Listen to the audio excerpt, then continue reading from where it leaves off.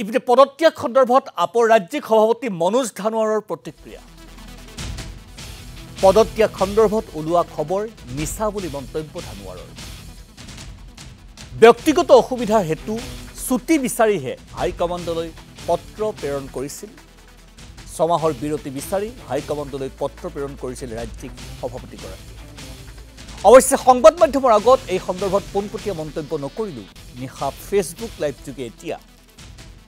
সামগ্ৰিক কথাখিনি ৰাজহুৱা কৰিছে মনোজ ধানোৱাৰে কিন্তু আপৰ দৰে এটা দলৰ ৰাজনৈতিক দলৰ এগৰাকী ৰাজ্যিক সভাপতি কিয় হঠাৎ ছমাহৰ বিৰতি বিচাৰিব লগা হ'ল আৰু সেই বিৰতি বিচাৰি ৰাষ্ট্ৰীয় নেতৃত্বলৈ পত্ৰ প্ৰেৰণ কৰিব লগা হ'ল এয়াহে ডাঙৰ কথা কিনো কৈছিল মনোজ ধানোৱাৰে শুনোৱা খন্তেক 5-6 মাহৰ কৰ্মবিৰতি বিচৰা আবেদন কৰা কথাটো সম্পূৰ্ণৰূপে সঁচা হয় কিন্তু তাত কোনো পদত্যাগ কৰাৰ কথাটো যেটো মিডিয়াত বিভিন্ন ধৰণৰ চৰ্চাত আহি আছে সেইটো সম্পূৰ্ণ মিছা কথা যিসকল মিডিয়া চেনেলত ৰেজিগনেশ্যন দিয়াৰ কথাটো চৰ্চালে আহিছে তেওঁলোকক মই আহ্বান জনাইছো যে আপোনালোকৰ তাত যদি কিবা মোৰ ৰেজিগনেশ্যন পত্ৰ যদি আপোনালোকে পাইছে